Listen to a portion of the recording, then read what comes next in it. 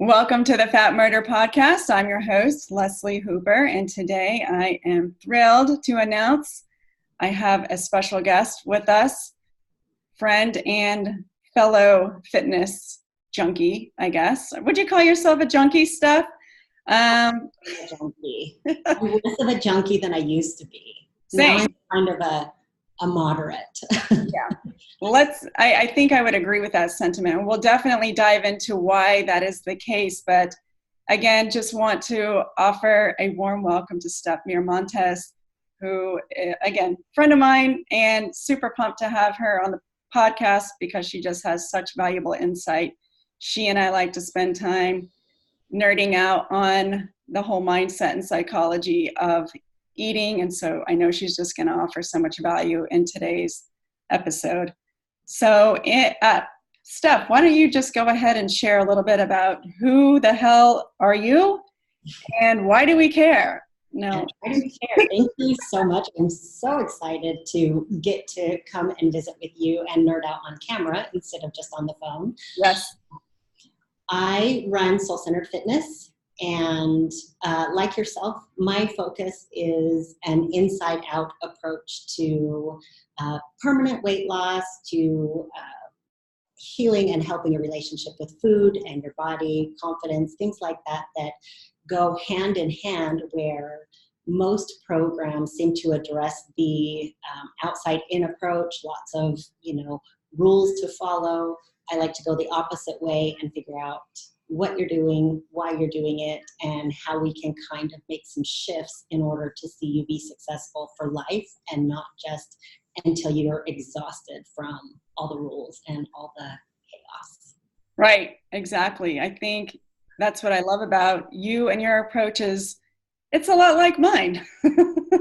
We have a lot in common with regards to how we run our coaching programs, I think, and the way that we both really like to just dive into understanding and helping our clients understand why they're doing what they're doing so they are in a position of power to change that behavior. And I think it's impossible to change what we don't acknowledge and what we don't understand. So how do you help your clients understand themselves a bit more clearly so they're in a position to maybe do something different? Lots of questions, right? We do a lot of deep dive, one-on-one questioning, really figuring out what their habits are, what their current belief systems are about themselves. We dig into things like how they grew up, what their sort of food values are, and also just kind of what they're thinking, what they're believing about the fitness industry as a whole, and what they feel like is required of them, and the things that they kind of put into practice, maybe because their friends are doing it, or the office is doing it, or they saw a parent do it, or there are just so many influences. The fitness industry can be really confusing because it likes to put us in lots of like individual boxes that we all like to kind of argue about on how to create a deficit. And so we just kind of strip down all of that confusion, all of those belief systems, and really focus on how you want to feel during the process and what you expect to get out of the process at the end. And then also just stick to the basics, right? We just strip down to the bare bones basics of what works, what's always worked, and try to leave as little drama on the table as possible. We just try to get rid of all the unnecessary baggage around dieting, fat loss, and mindset stuff. So when you talk about the basics, I know what that means because I speak the lingo. But for our listeners, what do you think the basics are?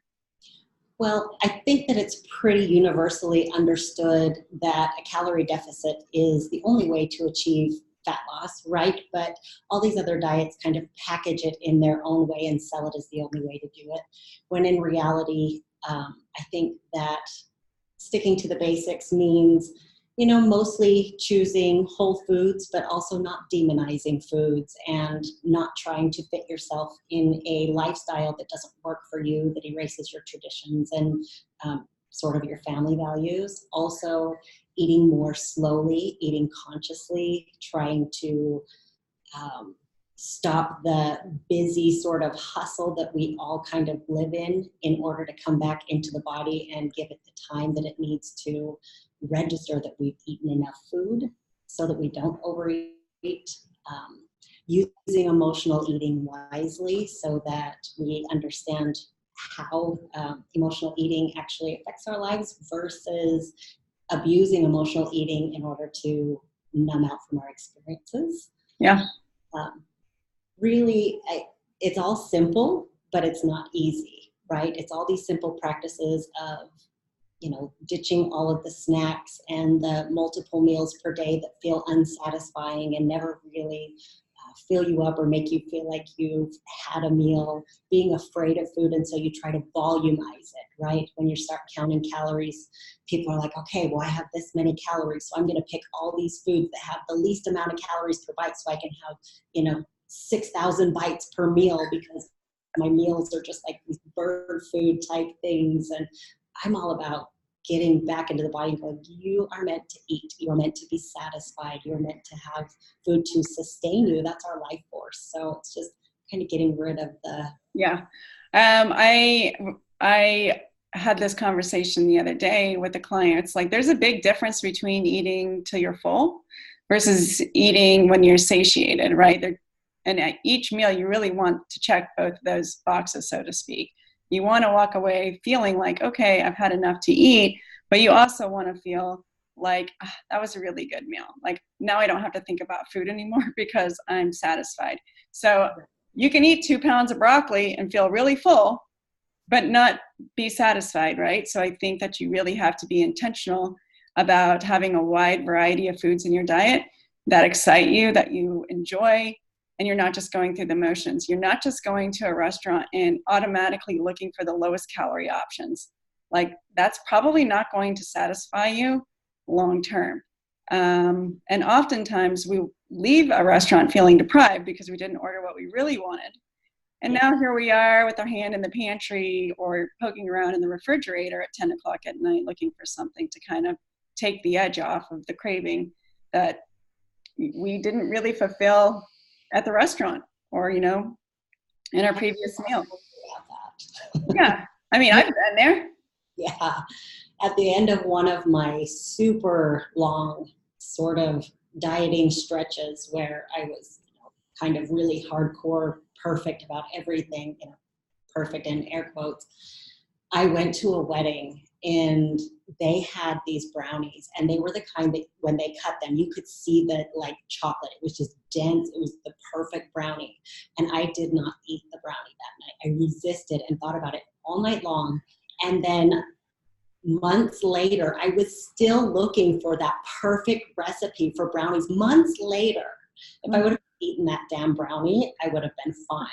But it just got in my head because I had been dieting for so long that brownie was just life or death. Totally. Yeah. And you're like, I'm still obsessing over it months later, right? Like that's the level of power and control food has over us when we don't just eat the damn brownie and move on with our lives. Yeah. So this interview, I really just wanted to spend a little bit of time diving more into it being the new year. You work in the fitness industry, so you know how things go. Yes. For better or worse. I'm all about people having a New Year's resolution. If that gets their ass off the couch, do whatever it takes. If New Year's is it for you, then make it happen. It doesn't really matter what motivates people to start, just start. And if that's January 1st, then I'm 100% in support of that. I've had plenty of clients over the years who have had successful body transformations by starting on January 1st. But I think the fitness industry has kind of started to lean a little bit more in the direction of shitting on people who start on January 1st and have a message of, if this is important to you, you would start today. And I'm like, we don't need to be ugly. Just let people do their thing, non-judgmental, and just support and encourage them. So, and I imagine you probably have a similar perspective, Steph, if I know you. I do have a similar perspective. I am not big on New Year's resolutions as as a concept per se, because I think that even I've been guilty of this for, many years in a row, where you set all these life goals in all these different areas of your life, and then you just overwhelm yourself, and it's really difficult to stick to anything when you're trying to achieve everything all at once. Yeah. But what I do love about the new year is that, for one, it feels like a renewal. It just feels like a restart button. I don't know why the 31st versus the 1st just feels so different, but it just does. It feels great to have a new year and a new outlook. Maybe because we've conditioned to think of it that way. Exactly. Resolutions, but I love that. And I also think that you're just kind of uncomfortable after all that holiday food. I think that in this country especially, we celebrate everything with food and cookies, and that's just kind of the way it goes. We give that way, we show love that way. And so we, show ourselves lots of extra love with lots of extra cookies. And so January 1st is like, okay, I got all these new clothes for Christmas. None of them are going to fit if I don't get it together right now. So, so I am in support of any kind of transformation, whether it's January 1st or any time, but I feel like January 1st just is sort of a natural flow into goal setting. It just kind of seems like the thing to do. Yeah, well, let's talk a little bit about goal setting. I'm glad that you mentioned that, because I think that's a big part of what is actually going to allow our listeners to be successful if they so choose to have a New Year's resolution that has to do with maybe, hey, I want to figure out this emotional eating thing, or wow, I would really like to live a life where I don't walk into a restaurant or a party or a barbecue and feel out of control around food. Like, I want to really focus on my relationship with food and how to develop the skills that are going to allow me to feel like I am calling the shots in my own life when I am around food, right? Instead of kind of being a slave to it. And so if you look at the research, we know that it's kind of grim when it comes to people who have New Year's resolutions. I think about 25% actually are still working on their New Year's resolution after the first 30 days of January. So that's not great, right? So generally by the end of January, the majority of people, 75%, have pretty much given up. Yeah. So let's talk a little bit about why these people are ultimately not having the success that they set out to achieve. Yeah. I think that one of the big ones is kind of what I said earlier about why I struggle a little bit with resolutions as a whole, is that they try to do too many things at once. Yeah. And it becomes overwhelming. You're really excited to push that refresh button, but then, a few days in, you realize that you are kind of tired and you don't want to wake up earlier, or happy hours are still happening everywhere in your friend circle, and you didn't maybe set your goals in a way that were specific, or a way that you put them on your schedule. You just kind of said things like, I'm going to lose weight this year, that you didn't put systems in place that made it simple enough for you to stick to it and not have all of this mental resistance telling you why your house is burning down if you go to the gym at 5 a.m.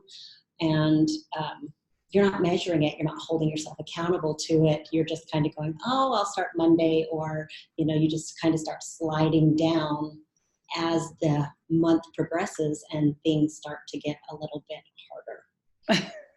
Yeah, so maybe the goal was not realistic to begin with.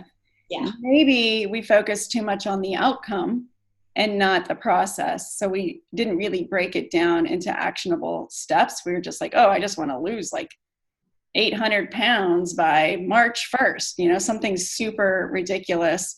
And it's like, hold on a second. Have we even evaluated whether this has been a goal of yours in the past, and where you were successful at achieving that or not? P.S. You weren't. You wouldn't be listening to this podcast if you were. And so what did we do?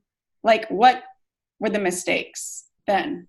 In the previous attempts, like, what was it that was the barrier between you and achieving the goal? Because I imagine the gap was just too big. The leap you took felt too far out of reach, and that's why you quit and gave up, because it was too hard. Or maybe it just wasn't the right program or process in particular. I think that that last point that you made on it's not the right program, I mean, you and I both know there are gyms everywhere. There are workplaces hosting challenges. Everybody is targeting everyone who is kind of feeling bad about themselves this time of year, trying to sell them a cleanse, a detox, which a cleanse sounds so nice after cookies, doesn't it? Doesn't it sound nice to be cleansed? You know, but all of that language that makes you feel like you're dirty or you need something, you know, to cleanse you of who you are or the behaviors you have is already problematic in and of itself. And so Right. we buy into these sort of hopeful things instead of going, what is the least I can do right now to move the dial? What is one thing that is going to move the dial for me so that I'm not changing my whole life? I think that the fitness industry, not the industry, but fitness goals in particular, tend to be really difficult for people because it's too many things to change at once. You have to get over your fear of going to the gym if you're not very athletic or you're not very good at the gym, you know, that kind of thing. If you're afraid of being seen in the weight room in your athletic clothing, you have to buy new clothes. You have to show up and be seen. You have to pretend you know what you're doing. You have to wake up or change your schedule somehow. And then we're going shopping for all these new foods. And we're going to eat only vegetables from now on because that's going to be the new thing this year. I know already, thanks Netflix documentaries that suck, you know, and so there's just, you put so many things on your proverbial plate that eventually it breaks. You just can't do it all. And instead of going, okay, this was too much, I'm going to make it easier for myself. How can I make it easier for myself? Or how can I find somebody to help me figure out what my best step would be? I just quit. I just throw in the towel and it's another failure on my list of failures because I just tried too hard. And, you know, what goes up must come down sort of situation. Yeah, exactly. I think the perfectionist mindset also plays a pretty significant role in this as well, right? If we can't do it perfectly, then like screw it. Why even bother? I've always, like I've never been successful at weight loss. Why am I going to be successful this time? Right. So like the negative self-talk starts kicking in when things are not going perfectly. So I feel like that's a big reason why people give up prematurely. Not only was the goal unrealistic or too big, unattainable, but and maybe too vague. So like not even really mapping out what that's going to look like. How many times a week are we going to go? Where are we going to the gym? Are we even exercising? We're just going to, like, I guess ultimately asking yourself, what are you comfortable with? Yeah. Because doing a couch to a marathon, never going to work for most people, right? And so we have to first maybe just start with like walking around the block once, and then it can be twice. And then, eventually you might want to start jogging and see how that feels. But you Yeah. don't have to go 0 to 100 overnight. And that is primarily, what you're talking about, where it's too extreme. But yeah, the perfectionist mindset. I mean, I am certain you see this a lot with your clients and how it's like, if I can't nail it, then like, why even bother? Right. It's like I have this quote unquote plan or this idea of how this is going to look. And I make these big, huge promises to myself that I'm going to be a completely different person.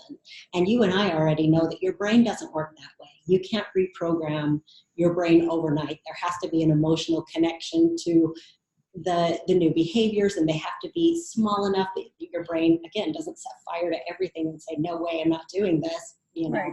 running from a bear kind of thing.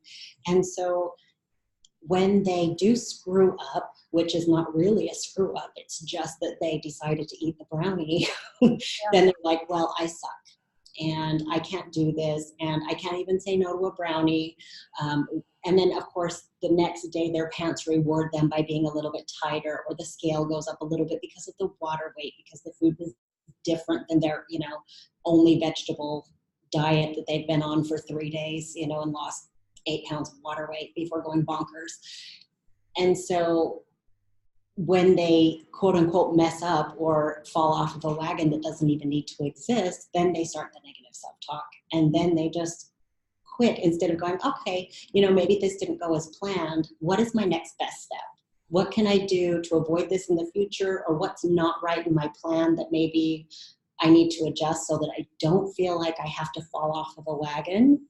You know, maybe there isn't an off track and on track. Maybe we can just be curious and compassionate with ourselves while also holding ourselves responsible for our behavior, right? So people are just like, well, Steph, I can't be compassionate with myself. I can't be nice to myself when I'm, you know, messing up. And it's like, okay, well, being mean to yourself has lost you how many pounds so far?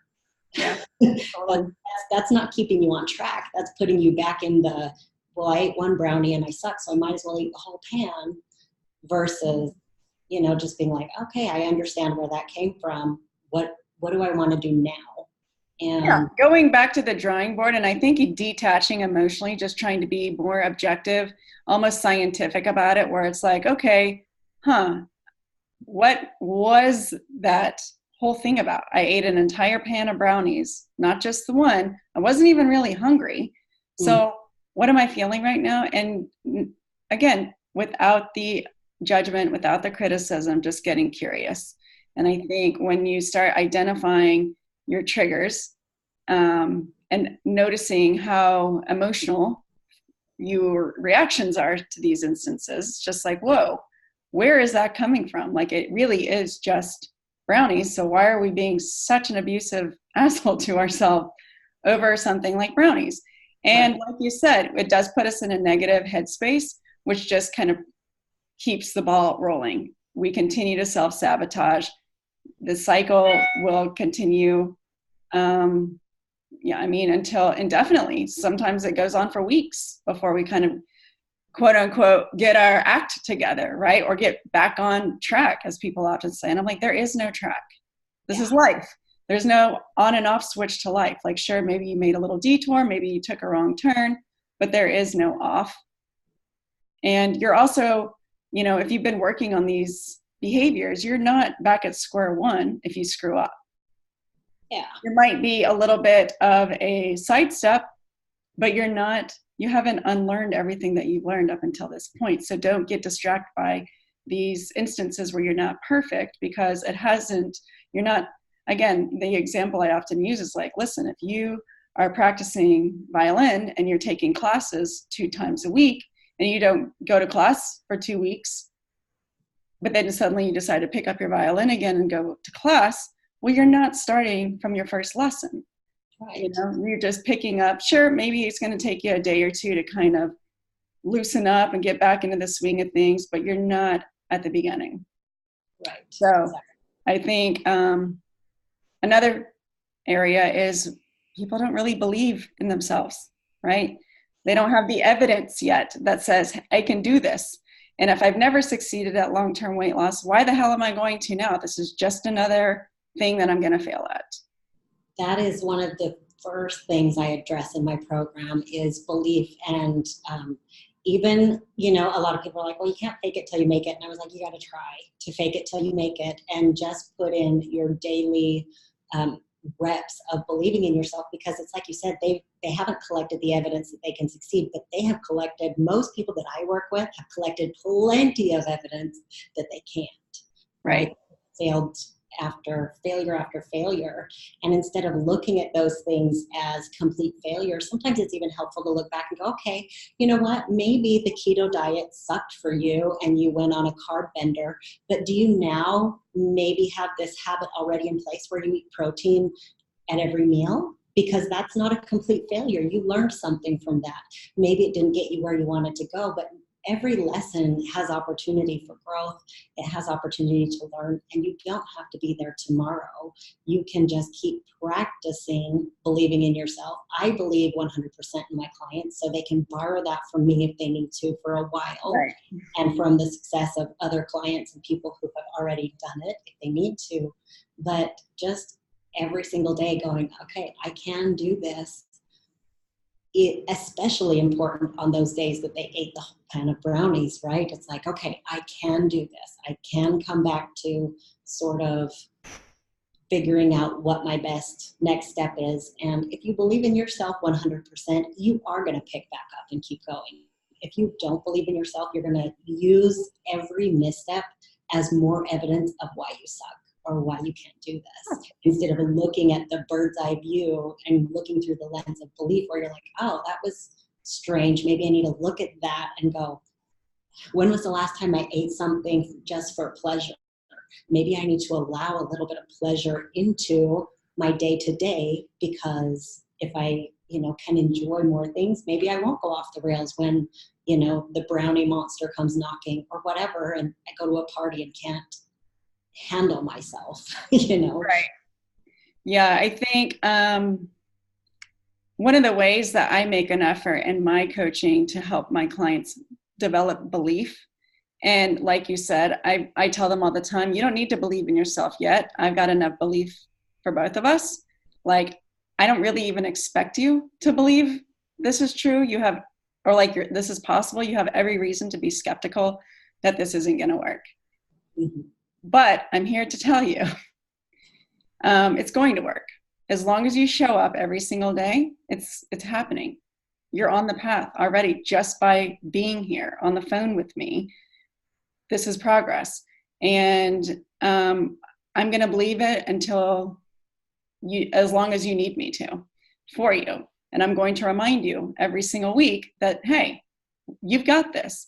And so I think just having that support in their ear is hugely beneficial. But the other thing that we do is to help them start developing the belief in themselves is by tracking their daily wins. Because then they start seeing these non-scale victories and they're like, wow, I am doing this. Like, and I can look back at these weeks of data seeing, oh shit, 2 months ago, I was eating at like a 7 or an 8 on the fullness scale consistently. And now I'm eating, I see more 6s than 7s. And so there's like concrete data here. And it's like, oh, wow, I used to snack every day at work at 3 p.m. And like, I'm not doing that anymore. I'm doing, I'm walking to the water cooler or having a drink or going outside, but I'm like not doing that thing anymore that used to. So it's just like the small, tiny pieces of information that are happening on a daily basis that are process based. Again, not outcome based. I don't care how much you weigh, because I know if you follow the process step by step, the weight is the byproduct of following the program, right? Like, it's going to happen. So I just think developing belief is very much keeping them in a positive headspace daily, because it's really easy. It's very easy to start looking at all the flaws and everything that's going wrong. But I'm like, you want to talk about these 3 instances on your chart where you ate like an asshole, but I'm looking at these 18 meals where things went pretty damn well. So what about those? And they're like, oh yeah, I hadn't really thought about that. Or yeah, I guess I am doing better than I thought I was. Or, so I think the belief in oneself is just huge. Like, you cannot succeed with a negative mind. You just can't. Having the daily wins it's a really important point about building belief in yourself, because if you're not doing something sort of measurable or something that you can say, I'm actually putting in work to believe in myself, it's not going to happen on its own. You've already run your own program. You've built your headspace. You've built your mindset. You have to actively get in there and focus on new things on purpose. You have to be writing down and thinking back around your day. It's sort of like the practice of gratitude, right? You write down what you're grateful for, and then you start looking for things to be grateful for. You start noticing how great things are in your life, because what we focus on expands. So if you're going to not focus on, like, if you're going to skip that part of your tracking, or you're not going to focus on your daily win, how can you expect to have any sort of mental transformation? And we all know that there is no physical transformation if you don't get the head right first. You have to teach yourself to believe new thoughts and think in a new way and focus on the great things. Otherwise, it's not going to stick. None of this will stick. Totally. Yeah. That's why when I see a client who's not tracking their daily wins, I'm just like, what are we even doing here?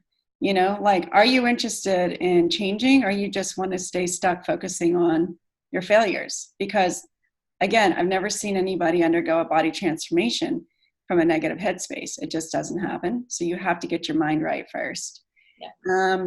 We talked. It's not going to last. Yeah. Well, exactly. You know. Plus, isn't life just better over here?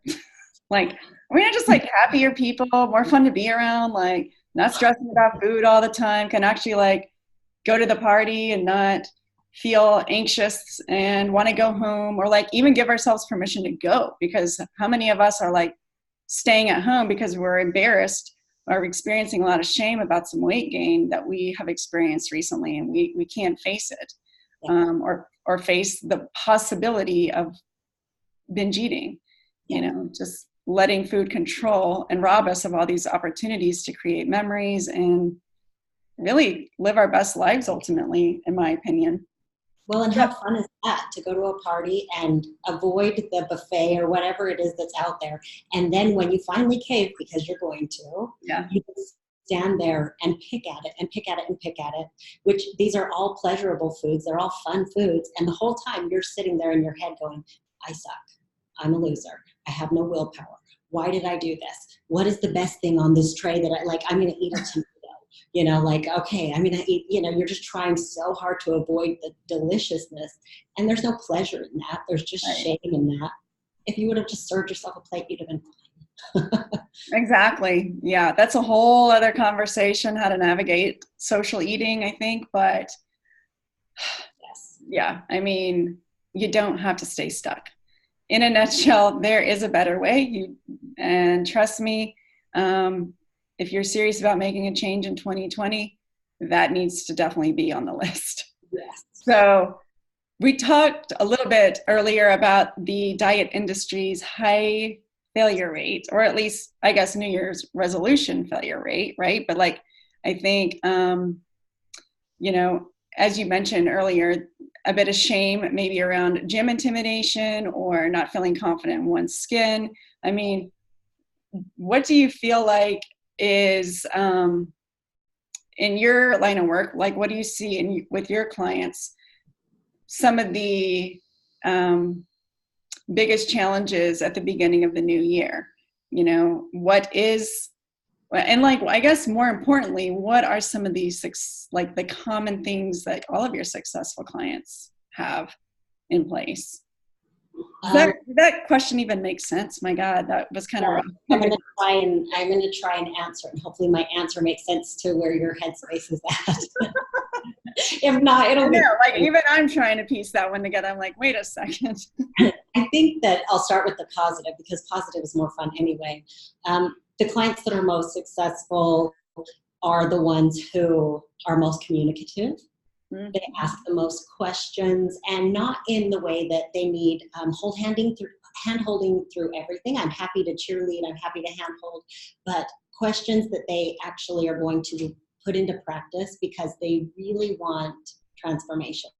So they're engaging, they're trying to figure out how to best put this into their life, not just follow the program as it's written, but say, okay, here's the program, here are the steps, here's my life. How do I make these two things work together? And they can always come to me and get some, you know, sort of guidance there.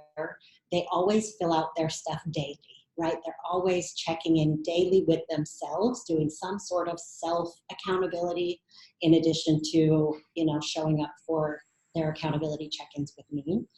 So that tends to be super successful. And then also just having, like I talked about before, a compassionate mindset. I think one of the biggest strengths of my successors and the biggest sort of setbacks of the people that struggle is not realizing that, you know, we talk a lot about naturally thin people and naturally lean people and how they behave. Naturally lean people overeat sometimes too. I use my husband as an example all the time. He never gains any weight. He looks great all the time, regardless. But once in a while, he will down an entire bag of peanut M&Ms and has no shame about it. And instead of going, oh man, I'm such a loser, now I'm going to go eat another bag of M&Ms, he just unbuttons his pants, has a nap, and then has a decent dinner later on. He doesn't go, well, I don't deserve to eat for the next 3 days. Yeah. Anything like that. He's just like, yeah, you just really have this bend, not break mindset where you're going, okay, this stretched me. this made me bend a little bit, but it didn't break me. I'm just going to kind of be flexible and come back to it. And, and then they come back to, sort of the basics and put the reps in, and then come back to me maybe and say, okay, this is what happened. Help me navigate this, instead of just, letting the world kind of explode. Yes.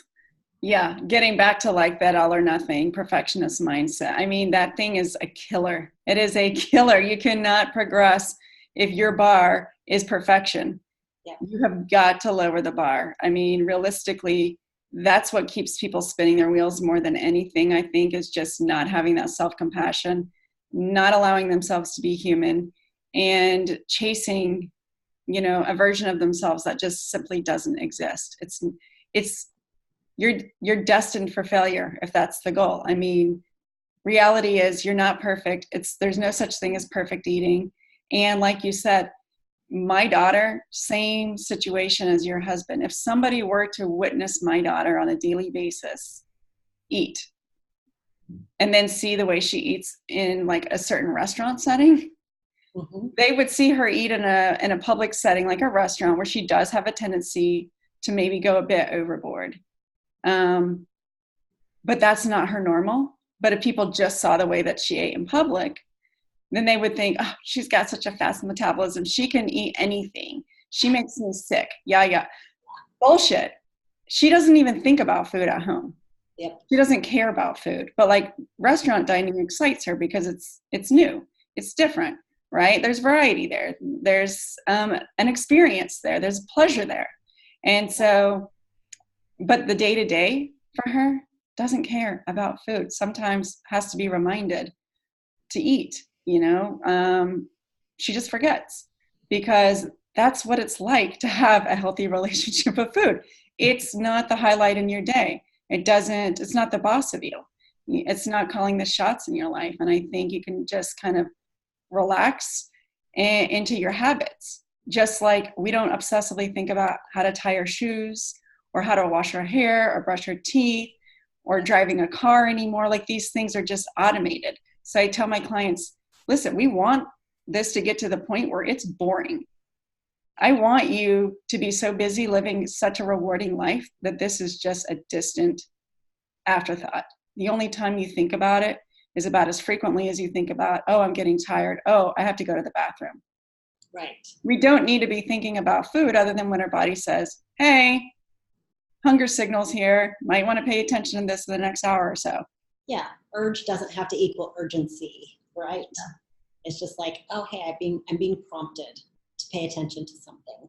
It doesn't have to mean that, we go into full-fledged panic mode and everything is super scary. When we get a tummy growl and we're nowhere near our kitchen or something like that, it's like, oh, I'll be fine because I'm used to going 4 or 5 hours between a meal and don't have to, pull over to the next rest stop and get all the things. Right.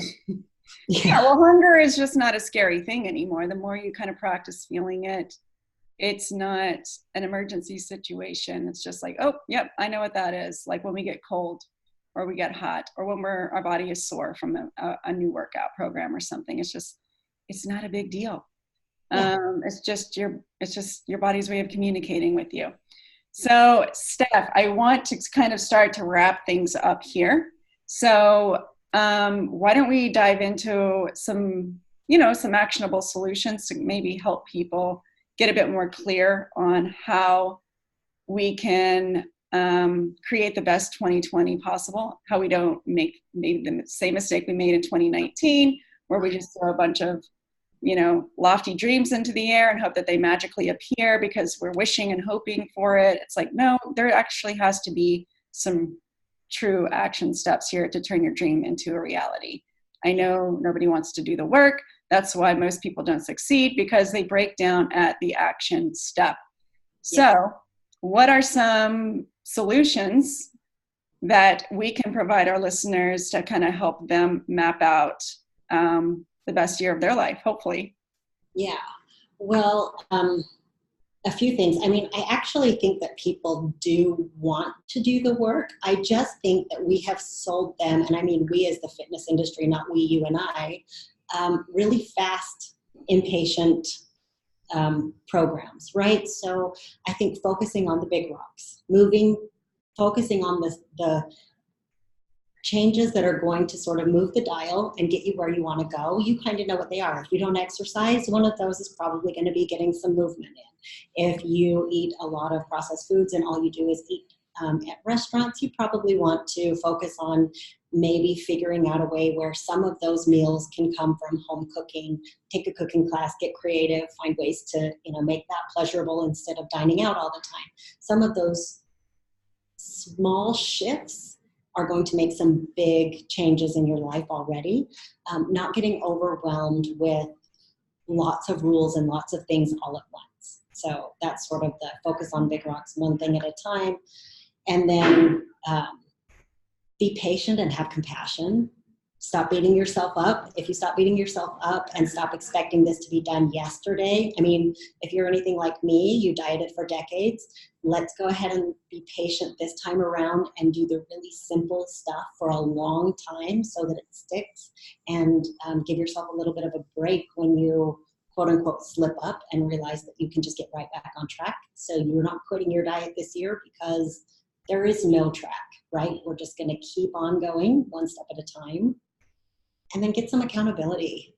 If you are struggling, you don't know what steps to take, you feel overwhelmed by everything the industry has to offer you, from detoxes to pills to potions to programs to all other, waist trainers and nonsense that, Right. I could go down that road forever. It's somebody who knows and cares enough about your long-term success to help you out. Even if that's a friend, even if that's just, there's a lot of free information. Leslie has her podcast, for example. Our social pages give out a lot of good information. So it's not, money doesn't have to be a barrier. It can be, if you're not willing to do a little bit extra and dig into the information. But, also where you put your money is where you put your commitment too. So Yeah, I harp on this subject a lot. I'm like, how serious are you about changing something if you're not investing your time and any money into it? Because your money and your calendar always reflect your priorities. There's no way around it. Yeah. I mean, look at your budget. How many times did you stop at Starbucks or McDonald's this month? Just look. How many times did you get your nails done and your hair done, or your Botox treatment, but you can't spend, I mean, it's amazing. People spend like $300 a month on supplements and not even blink an eye, but they can't spend $200 a month, maybe working with a professional to help them iron out the kinks in their relationship with food, something that will ultimately bring them. I mean, yes, it's a small investment up front, much like education. You go to college, you're investing in your education, but you develop those skills and then you have them for the rest of your life. And actually, with your habits, if you have children, you have the ability to not only benefit your life, but now we're having the ability to influence our children's lives. And I think that is the greatest gift as a parent. I mean, holy hell. Either way. Oh my God. Like, it is mind-blowing. Now. Yeah. I mean, I cannot tell you how many of my clients I'm working with, because they didn't grow up in an environment or a home where healthy habits were demonstrated, right? And kids basically acquire our habits for better or worse. And so depending on your environment, really, is going to determine their success. And like, what better gift can we give our kids going into adulthood than the gift of healthy eating habits, especially in this day and age, So that's a completely different subject, but I just think ultimately, if it matters to you, then you'll find a way. Yeah. You will make it a priority. And yeah, it doesn't have to be thousands of dollars. It doesn't even have to be hundreds of dollars. But I do think that, yeah, just by listening to a podcast like this, following certain individuals who do provide valuable content, and like distracting yourself from the noise if you can, like silencing that and just focusing on like one or two key. Listen, we've been talking for almost an hour now. There's been a lot of information provided here. Just take one or two pieces of information and focus on that for the next 30, 60 days. Come back, listen to this again, find another thing or two to focus on, and then just build your momentum in that way. Seriously. Because, yeah. Don't say you're going to do it and then just be like, yeah, it's sort of like people that say, I'm going to eat more vegetables. Okay, how many and when? Right. Are you going to eat more vegetables? Because that's literally one piece of broccoli. That's one salad a month if you're going to eat more vegetables. You need to be very specific and say, I'm going to eat 1 cup of vegetables 3 times a day. Or I'm going to add vegetables to every dinner if 3 times a day feels too giant. Something that find a way that it's so specific and write it down and track it. Make sure that you're holding yourself accountable if you're not going to have someone else hold you accountable. Right. Yeah, I do think that what gets measured gets managed. And so, did I say that right? Yes. Yeah, you You hear things in your mind and it's like, wait a second, did that even come out correctly? But yeah, I think it's important ultimately to track your behavior, because it gives you an opportunity to assess, reevaluate, come back to the drawing board. Okay, what went not so great last week? What were my barriers? Now I have an opportunity to try something a little bit different. Notice, my breakfast time is not working out so well. I'm not getting hungry until like 2 o'clock at work. That doesn't really work for my lunch hour. So maybe I need to scale back my intake at breakfast a little bit more. Just like collecting data in the beginning, just first bring some awareness to it. And then you're in a position to start changing things. But yeah, I'm just a big, big believer in focusing on the small things one step at a time, because 1% better every day turns into a huge reward in the long term. I mean, if you deposit $1 every single day, well, hell, after a year, you're going to have like a little bit of a nest egg there. So nothing is too simple or too small right now. And listen, just focusing on one actionable item is way better than listening to 20 podcast episodes. Listening, learning is not the same thing as taking action. These words are useless unless you do something with it. Yeah. And that's one of the things that I notice a lot too, is that, and I've even been guilty of it in different areas too, where you consume so much information that you feel like you're actually doing something, but you're not. You're just consuming. There's no output of energy there. And so you're really not going to go anywhere. You might be a little smarter at the end of the day, but so what? If it doesn't bring you results, if it doesn't get you anything, then you're collecting gold stars for nothing. All right.